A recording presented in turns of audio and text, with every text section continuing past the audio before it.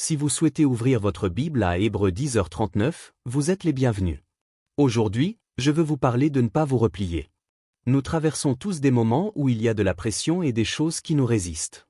Et il est facile de laisser la peur, le doute ou l'intimidation nous faire reculer au point d'arrêter de croire à ce que Dieu a promis. Mais Hébreux dit, nous ne sommes pas de ceux qui se retirent pour se perdre, mais de ceux qui ont la foi pour sauver leur âme. Dieu ne nous a pas créés pour avoir une mentalité de repli. Tu n'appartiens pas à cette famille. Ton ADN n'a pas d'abandon, de c'est trop, de je n'y arrive pas. Tu appartiens au Très-Haut. Il a mis en toi du courage, de l'endurance, de la faveur. Tu n'es pas faible. Tu es un guerrier. Ne crois pas ces mensonges qui disent que c'est trop ou que ça dure depuis trop longtemps et que ça ne marchera jamais. C'est l'ennemi qui essaie de te convaincre de te replier. L'Écriture dit, ainsi tu seras détruit. Tu passeras à côté de ta destinée. La façon dont tu réagis à la pression dans la vie te construira ou te brisera. La manière dont tu fais face aux géants, à l'opposition, à ces moments où tout en toi te dit de te contenter de moins et que ça n'en vaut pas la peine, ce sont des moments cruciaux. Si tu continues d'avancer et que tu gardes la foi malgré ce qui se dresse contre toi, tu es en train de réussir l'épreuve. De l'autre côté, il y a un nouveau niveau de ta destinée. David avait 17 ans lorsqu'il a apporté le déjeuner à ses frères. Ils étaient dans l'armée. Il a entendu Goliath provoquer les Israélites. Goliath faisait cela depuis 40 jours, une fois le matin, une fois le soir. Quand les Israélites l'entendaient, ils avaient tellement peur qu'ils s'enfuyaient et se cachaient. Des milliers de soldats avaient mis leur destinée en pause à la merci de ce seul géant. Eh bien, David faisait la moitié de sa taille. C'était un berger. Il n'avait aucune formation militaire, mais quelque chose s'est réveillé en David. Il a dit en substance, « Je ne suis pas comme ces autres hommes. Je n'ai pas un esprit qui recule. Je sais à qui j'appartiens. Je sais ce qu'il y a dans mon ADN. » Pendant que les autres se cachaient, l'Écriture dit que David courut rapidement vers Goliath. On pourrait penser qu'il voudrait s'approcher discrètement de lui, le prendre par surprise, mais quand tu sais qui tu es et à qui tu appartiens, tu ne fuis pas les géants. Tu cours vers les géants. David lança cette pierre et fit tomber Goliath. Quand tu fais face à des obstacles qui semblent trop grands, tu ressens de la pression et des pensées, tu ne peux pas vaincre le cancer. Apprends juste à vivre avec. Tu ne réussiras jamais. Personne dans ta famille ne l'a fait. Ton enfant ne prendra pas de bonnes décisions. Accepte-le simplement. Tu es exactement là où David était. Peut-être que des amis, la famille, eux, ont reculé. Ils sont sur la touche. Ne sois pas comme eux. Tu n'appartiens pas à ceux qui reculent. Ce n'est pas la personne que Dieu t'a créée pour être. Il y a du courage en toi. Il y a une faveur sur ta vie pour faire tomber les géants. L'Écriture parle de revêtir l'armure de Dieu, le casque du salut, la cuirasse de la justice, la ceinture de la vérité, les chaussures de la paix, le bouclier de la foi, l'épée de l'esprit. Ce qui est intéressant, c'est qu'il n'y a rien pour notre dos, rien pour nous protéger de l'arrière. C'est parce que tu n'as jamais été conçu pour fuir l'ennemi, pour battre en retraite, pour vivre dans la crainte. Quand tu recules, tu t'exposes toi-même. C'est plus dangereux que d'affronter l'opposition. C'est pourquoi l'Écriture dit, tenez ferme dans votre foi et après avoir tout surmonté, tenez-vous debout. Quand tu as tout fait, que tu as prié, cru, posé des actes de foi, mais que le géant est toujours là, qu'il continue de lancer des insultes, que tu ressens encore le doute et l'incertitude, ne te retourne pas et ne fuis pas. Tiens-toi simplement debout, sois fort, sois courageux. Parfois, il faut simplement tenir plus longtemps que l'ennemi. Dieu n'aurait pas permis à ce géant d'être là s'il devait t'empêcher d'accomplir ton but. Il ne t'empêchera pas d'atteindre ta destinée, comme pour David. Il va te propulser vers ta destinée. Parce que David n'a pas reculé, il a changé le cours de la lignée de sa famille. Ils étaient bergers dans le désert à s'occuper des animaux. Ils n'avaient aucune influence et très peu de revenus. Je suis sûr que David s'est dit, il doit y avoir plus dans la vie que ça. Il sentait en lui des graines de grandeur, mais en regardant autour de lui, il ne voyait aucune issue. C'était tout ce qu'il connaissait. Ses 7 frères étaient dans l'armée le jour où il a vu Goliath. Il reculait avec le reste de l'armée. Il fuyait et se cachait depuis 40 jours. Le père de David n'avait pas grand-chose. Il ne pensait pas que David pouvait faire quelque chose de significatif. Il l'a ignoré. Mais tout a changé lorsqu'une personne de cette famille a pris cette décision, je ne recule pas. Tout le monde avait peur et acceptait le dysfonctionnement. Pas David.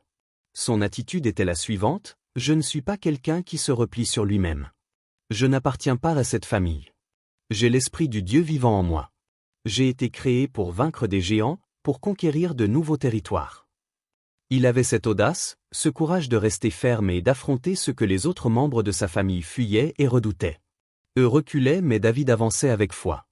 Vous pouvez être le David de votre famille. D'autres ont peut-être abandonné, l'addiction est trop forte. Tout le monde est déprimé dans ma famille. Nous avons toujours eu des difficultés financières. Personne ne peut rester marié. C'est juste comme ça chez nous. Non. Quelqu'un doit se lever et briser les chaînes générationnelles. Quelqu'un doit courir vers Goliath au lieu de s'enfuir. Vous n'entendriez pas cela si Dieu ne voulait pas que vous établissiez de nouvelles normes. Vous pouvez être le premier de votre famille à vous libérer des dépendances, à rester fidèle dans votre mariage, à élever votre famille à l'église, à démarrer une entreprise, à aller à l'université, à voir vos enfants s'épanouir. Vous n'avez pas été créé pour reculer, vous avez été créé pour conquérir de nouveaux terrains. Quand nous voyons un modèle de personnes qui abandonnent leurs rêves et acceptent la médiocrité, cela peut devenir normal pour nous. Ou lorsque vous rencontrez un Goliath, un obstacle qui semble trop grand, vous entendez ces menaces comme les frères de David, vous avez été conditionné à reculer, c'est trop, je ne peux pas faire ça. Dieu vous dit, vous n'appartenez pas à ce groupe de gens timides. Ce n'est pas qui tu es. Vous avez peut-être été conditionné à penser de cette façon. La vérité, c'est que tu es un David. Tu es un tueur de géants. Vous êtes un créateur d'histoire. Soyez fort et poursuivez ce que Dieu a mis dans votre cœur. Il suffit d'une seule personne pour briser un cycle négatif dans votre famille. Vous pouvez être celui qui influencera les générations à venir. Oui, vous êtes peut-être en infériorité numérique, plus petit, avez moins d'expérience, moins d'équipement. C'est là que se trouvait David. Ce n'était pas sa taille, sa force, ni son habileté. C'était le fait qu'il ait eu le courage d'avancer vers l'ennemi alors que tout le monde battait en retraite. Dieu a vu sa foi et a insufflé sa faveur dans sa vie. Il est devenu un tueur de géants. Cela peut être toi. Je ne regarde pas des gens qui se dérobent. Ce n'est pas à cela que tu appartiens. J'ai vu ton acte de naissance. Tu es un enfant du Très-Haut. Dans ton ADN se trouve le courage, l'endurance, la foi, la force d'âme. Tiens-toi ferme et tu verras Dieu se manifester dans ta vie. Une amie à moi a grandi dans un foyer monoparental, dans un logement social. Elle ne connaissait pas son père et sa mère n'était jamais présente. Elle n'avait aucune orientation, tombée enceinte à 16 ans, a dû abandonner l'école. Il semblait que ce cycle de défaite allait se transmettre à la génération suivante. Elle a déménagé dans un petit appartement et a essayé d'élever son fils, mais n'arrivait pas à joindre les deux bouts et a dû aller dans un refuge. Elle a trouvé un emploi à la cantine d'une école où elle poinçonnait les tickets de repas. Toutes ses pensées lui disaient « c'est ce que tu es. Tu es coincé ici, rien ne changera. » Mais au fond d'elle, elle entendait une voix intérieure lui dire « tu es faite pour plus, ce n'est pas ta destinée. » L'ennemi essaiera de te convaincre que les obstacles sont trop grands, qu'il n'y a pas d'option. Alors, il vaut mieux abandonner. Mais si tu écoutes attentivement, il y a une petite voix douce qui dit « tu es fait pour plus, tu as de la grandeur en toi. Tu peux établir de nouvelles normes. » Elle avait toutes les raisons de se contenter de sa situation. Tout était contre elle. Mais elle a décidé de retourner à l'école. 2 ans plus tard, elle a obtenu son équivalent du bac. C'était bien, mais elle n'était pas satisfaite. Elle s'est inscrite à l'université. Elle travaillait toute la journée et allait à l'école le soir. En 4 ans, elle a obtenu son diplôme avec mention. Elle n'était toujours pas satisfaite. Elle est retournée à l'école et a obtenu son master. Elle a ensuite été embauchée comme principale dans la même école où elle travaillait à la cantine. Dieu fera des choses extraordinaires si tu ne recules pas. Y a-t-il aujourd'hui des domaines dans lesquels tu t'es peut-être contenté de peu? Tu as arrêté de croire à ta guérison. Cela ne semble plus possible maintenant. Tu ne poursuis plus de rêves. Trop de portes se sont fermées. Tu as accepté que tu ne te marieras pas, que tu ne briseras pas l'addiction, que tu n'iras pas à l'université. Ceci est un appel à l'action. Plus de cachette, plus de se cacher à cause de la peur. Le géant paraît trop grand, c'est intimidant. Toi et Dieu, vous formez la majorité. Il ne t'a pas amené aussi loin pour t'abandonner. Tu dois raviver ta flamme. Retrouve ta passion et commence à poursuivre ce qu'il a mis dans ton cœur. Ces rêves ont une date d'expiration. Il y a des fenêtres d'opportunité. Tu ne peux pas rester là à ressasser tes blessures passées et à te demander pourquoi cela m'est-il arrivé, ou pourquoi ai-je traversé cette perte, ou encore je ne pense pas que je sortirai un jour de ce problème. Tu dois vérifier ton acte de naissance. Tu n'appartiens pas à une famille qui se dérobe. Tu ne viens pas d'un ADN de repli, de fuite. Votre ADN est plein de courage, de foi, de puissance et de possibilités. Ne soyez pas comme tous les autres dans l'armée et ne fuyez pas Goliath. Soyez un David et courez vers Goliath. Il y avait un homme dans les Écritures nommé Bartimée. Il était aveugle depuis sa naissance et il se trouvait au bord de la route, mendiant et demandant de l'argent aux gens, comme il le faisait tous les jours. Il a entendu toute cette agitation, tous ces bavardages, et a demandé ce qui se passait. On lui a dit, « Ce maître nommé Jésus est en train de passer. » Il avait entendu parler de Jésus et de tous les miracles qu'il accomplissait. Alors Bartimée s'est mis à crier « Jésus, fils de David, aie pitié de moi », encore et encore. Les gens autour de lui disaient « Bartimée, tais-toi, arrête de crier, tu fais tout un scandale. » Mais l'Écriture dit que Bartimée cria encore plus fort. Il n'avait pas un esprit timoré. Il avait un esprit audacieux et courageux. À ce moment-là, Jésus s'arrêta, se retourna et le regarda droit dans les yeux. Les gens pensaient, « Oh super, tu l'as énervé, il va te réprimander. » Jésus sourit et dit, « Dites-lui de venir vers moi. » Il n'en revenait pas. On lui a dit, « Bartimée, il n'est pas fâché, il t'appelle. » Jésus lui dit, « Que veux-tu que je fasse pour toi ?» Il dit, « Seigneur, je veux voir. » Jésus dit, « Va, ta foi t'a sauvé. » Instantanément, il put voir. Mais voici mon propos. Je suis sûr qu'il y avait d'autres aveugles sur la route ce jour-là, d'autres malades, ceux qui avaient besoin de faveur et de percées, mais il était le seul à avoir été guéri. Peut-être que les autres étaient complaisants. Peut-être qu'à un moment donné, ils ont cru, ils ont fait des pas de foi, mais cela n'a pas marché. Maintenant, ils se sont résignés. La différence, c'est que Bartimée n'avait pas un esprit qui se retire. Il a continué à croire malgré sa cécité toute sa vie. Il a continué à appeler Jésus malgré les autres qui essayaient de le décourager. Jésus a dit, « Ta foi t'a sauvé. » Ma question, est-ce que tu libères ta foi? Est-ce que tu t'étends? Tu pries? Tu t'attends à quelque chose? Ou bien es-tu devenu complaisant, acceptant la médiocrité, vivant avec la dysfonction? Secoue cet esprit qui se retire et commence à poursuivre ce que Dieu a mis dans ton cœur. Mon père a donné sa vie au Christ à l'âge de 17 ans, le premier de la famille. Il a senti que Dieu l'appelait à devenir pasteur et c'était totalement nouveau pour eux. Ils ne connaissaient rien à la foi. Ils étaient très pauvres. Ils avaient tout perdu pendant la Grande Dépression. Et il a dit à ses parents qu'il allait quitter la ferme pour devenir pasteur. Ils lui ont dit, « John, tu ne sais pas comment être pasteur. Tout ce que tu sais faire, c'est travailler à la ferme. Tu vas sortir là-bas et échouer. » C'étaient de bonnes personnes, mais elles avaient un état d'esprit limité. Et les gens qui mènent une petite vie essaieront de te convaincre d'en faire autant. Les membres de la famille qui se sont repliés sur eux-mêmes essaieront de te persuader d'en faire autant. Tu dois être comme Bartimée et sortir de ce moule et avoir le courage de faire des pas de foi. C'est ce que mon père a fait. Il a dû faire de l'autostop mais il a quitté la ferme et il est parti pour commencer à prêcher. Cela a été le début de plus de 50 ans de pastorat et de ministère à travers le monde entier. Mais si papa s'était replié, nous ne serions pas ici aujourd'hui. Là où Dieu t'appelle, il te faudra plus de foi, plus de courage. Les gens ne comprendront peut-être pas et essaieront de t'en dissuader. Il y aura des géants qui paraîtront plus grands.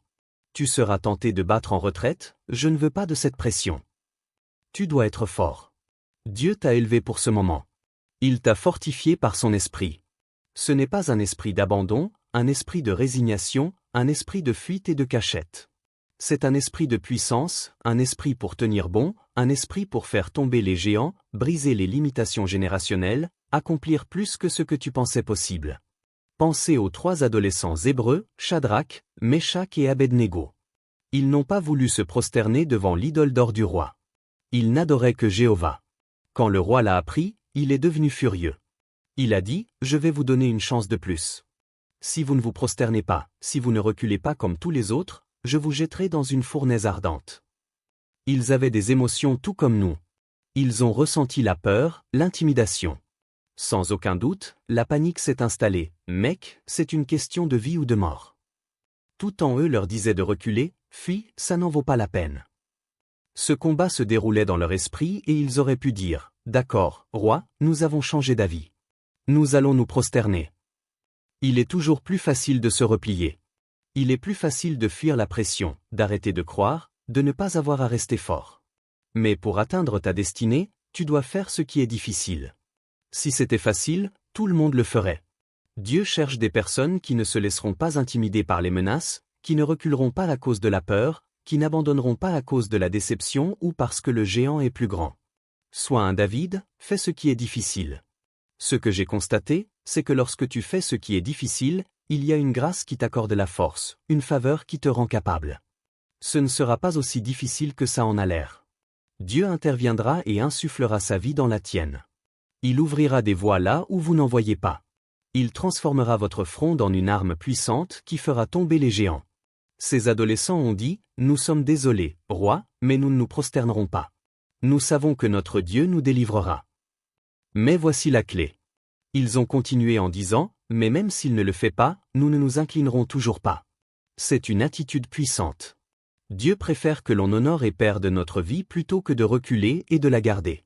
Parce que si vous reculez, vous ne pouvez pas devenir celui pour qui vous avez été créé.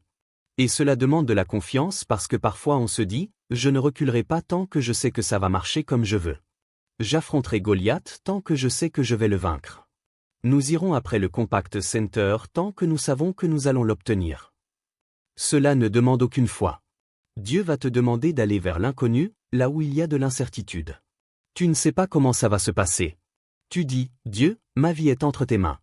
Je vais continuer d'avancer. » Même si ce géant est tellement plus grand, sachant que c'est toi qui as le dernier mot, que ce que tu as prévu pour ma vie s'accomplira. Si le géant avait vaincu David, David aurait achevé sa course. Il serait mort dans la foi. Si le feu avait consumé ses adolescents, ils auraient accompli leur destinée. Tant que tu poursuis le but de Dieu et que tu fais ce qu'il a mis dans ton cœur, alors c'est à lui de te protéger, de t'accorder sa faveur, de te conduire vers ta destinée. Le roi fit chauffer le feu cette fois plus que d'habitude. Il voulait s'assurer qu'ils soient tués rapidement. Ce qu'il ne réalisait pas, c'est qu'il était en train de les préparer à un miracle encore plus grand. Parfois, l'ennemi va trop loin. Dieu va laisser les chances être encore plus contre toi exprès. Goliath aurait pu être un homme grand typique, quelqu'un de costaud, peut-être des 1m85, musclé. Il aurait quand même dominé David de toute sa hauteur. David était petit mais Goliath mesurait plus de 2m70. Son armure pesait 57 kg. Il faisait presque 2 fois la taille de David. Ce n'était pas un hasard. Dieu a permis que Goliath soit tellement plus grand. Il a laissé le feu être cette fois plus ardent afin que lorsqu'il renverserait la situation, il n'y ait aucun doute que c'était la main du Dieu Tout-Puissant, sa puissance à l'œuvre. Ils ont jeté ces adolescents dans le feu et ils auraient dû mourir sur le coup. Le roi a regardé à l'intérieur et a dit, « N'avons-nous pas jeté 3 hommes dans le feu ? J'en vois 4 et l'un d'eux ressemble au Fils de Dieu. » Ils sont sortis sans même l'odeur de la fumée. Le roi a dit, « À partir de maintenant, nous allons adorer le Dieu de Shadrach, Meshach et Abednego. » Des choses extraordinaires se produisent quand on ne recule pas. Tu seras protégé dans le feu. Tu vaincras des géants. Tu surmonteras des situations impossibles. Actes chapitre 3. Pierre et Jean se rendaient au temple un après-midi et il y avait un homme infirme allongé à la porte qui leur demanda de l'argent. Pierre dit, « Je n'ai ni argent ni or, mais j'ai quelque chose de meilleur. Au nom de Jésus, lève-toi et marche. » L'homme fut instantanément guéri. Il se mit à danser partout, remerciant Dieu. Eh bien, cela provoqua un grand miracle. Les gens avaient vu cet homme-là pendant des années, infirme et mendiant. Maintenant, il était en parfaite santé. On pourrait croire qu'il serait ravi, tellement heureux. Mais les chefs religieux n'ont pas aimé cela. Il y aura toujours des gens pour critiquer. Vous pouvez faire une bonne action, mais quelqu'un ne comprendra pas. Ils seront jaloux et essaieront de vous discréditer. Les chefs firent arrêter Pierre et Jean par les gardes du temple et les mirent en prison. Le lendemain matin, ils les firent comparaître et dire, « Par quel pouvoir ou au nom de qui avez-vous fait cela ?» Ils pensaient piéger Pierre et Jean, mais c'était en réalité un plan divin. Pierre répondit, « Permettez-moi d'être clair. Cet homme a été guéri par la puissance du nom de Jésus, l'homme que vous avez crucifié, que Dieu a ressuscité d'entre les morts. » Ces chefs ne savaient pas quoi faire de Pierre et Jean. Ils avaient été témoins d'un grand miracle. Ils ne pouvaient pas le nier. Ils dirent au verset 17, « Peut-être pouvons-nous empêcher que cela ne se répande davantage ? Nous allons les avertir de ne plus parler au nom de Jésus. » Ils les firent venir et dire, « Plus d'enseignement, plus de prières, plus de discussions à propos de ce nom. Pierre et Jean devaient prendre une décision. Allons-nous reculer, nous laisser intimider? Laisser ces gens nous réduire au silence? J'imagine l'Esprit de Dieu se lever à l'intérieur d'eux, disant, « Vous n'êtes pas du genre à reculer. Vous appartenez à ceux qui ont du courage, qui ont la foi. » Ils dirent au chef, « Pensez-vous que Dieu veuille que nous lui obéissions ou que nous vous obéissions? Nous ne pouvons pas cesser de parler des choses merveilleuses que nous avons vues. » Ils relâchèrent Pierre et Jean qui allèrent retrouver les autres croyants et leur racontèrent ce qui s'était passé. Ils prièrent au verset 29, « Seigneur, tu as entendu leurs menaces. Maintenant, accorde à tes serviteurs une plus grande assurance. Envoie ta guérison, tes miracles de façon encore plus grande. » Lorsqu'ils eurent fini de prier, l'Écriture dit que le bâtiment où ils se trouvaient commença à trembler et qu'ils furent tous remplis du Saint-Esprit. Nous vivons à une époque où certaines personnes ne veulent pas entendre parler de Dieu, de la foi. Ils n'ont jamais fait l'expérience de sa bonté. Ils essaieront de te faire taire et de t'intimider. Et il est tentant de se replier sur soi-même et de se dire, « Je ne veux pas être à part. » Non, laisse ta lumière briller. Nous devons prier comme Pierre, « Dieu, donne-nous plus d'audace. Permets-nous de voir ta faveur d'une manière encore plus grande. » Les gens peuvent essayer de discréditer ce que tu dis, mais ils ne peuvent pas discréditer ce qu'ils voient. Ces dirigeants ne voulaient pas croire en Pierre et Jean. Ils ont essayé de les discréditer, mais ils ne pouvaient pas nier que cet homme infirme marchait. Quand les gens voient les miracles, quand ils nous voient ici dans l'ancien Compact Center. Quand ils ont vu ma mère vivre 44 ans après avoir été diagnostiquée d'un cancer en phase terminale, ils ne peuvent pas nier cela. Dieu va faire de toi un exemple de sa bonté. Il va laisser sa faveur briller à travers toi d'une manière encore plus grande afin qu'il n'y ait aucun doute que tu lui appartiens. Il est significatif que ce verset sur le fait de ne pas se replier soit le dernier verset du chapitre 10 de l'Épître aux Hébreux, alors que le chapitre 11 est celui où tous les héros de la foi sont énumérés. Dieu dit, « Si tu ne te replies pas, tu entreras dans le chapitre 11. Tu deviendras un héros de la foi, brisant les générations, établissant de nouvelles normes. » Y a-t-il des domaines de ta vie où tu es devenu complaisant, où tu stagnes? Ce n'est pas le moment de se replier, c'est le moment de conquérir de nouveaux territoires. Tu dois raviver ta foi, retrouver ta passion. Tu as peut-être traversé des déceptions, une porte s'est fermée, mais tout ce qu'il y a de bon dans ta vie n'est pas derrière toi, c'est devant toi. Ne te contente pas de ce qui n'a pas fonctionné. C'est un nouveau jour. Dieu fait de nouvelles choses. Tu n'appartiens pas à une famille qui se replie. Dans ton ADN se trouve le courage d'Esther, une jeune femme qui a sauvé le peuple juif. L'audace de David qui a terrassé un géant. La foi d'Abraham qui a cru sans voir, l'endurance de Sarah qui a donné naissance à 90 ans. La faveur de Marie qui a eu un enfant sans connaître d'homme. La puissance d'Élie qui a fait descendre le feu du ciel. La force de Samson qui a vaincu toute une armée à lui seul. C'est ce que tu es, un faiseur d'histoire, un tueur de géants. Sois fort, sois courageux et poursuis ce que Dieu a mis dans ton cœur. Si tu fais cela, je crois et je déclare que comme Bartimée, ta foi va te rendre entier, guérison, faveur, percée. Comme David, des géants sont sur le point de tomber. Comme Pierre, tu verras une plus grande faveur que les gens ne peuvent pas nier, au nom de Jésus. Et si vous le recevez, pouvez-vous dire Amen?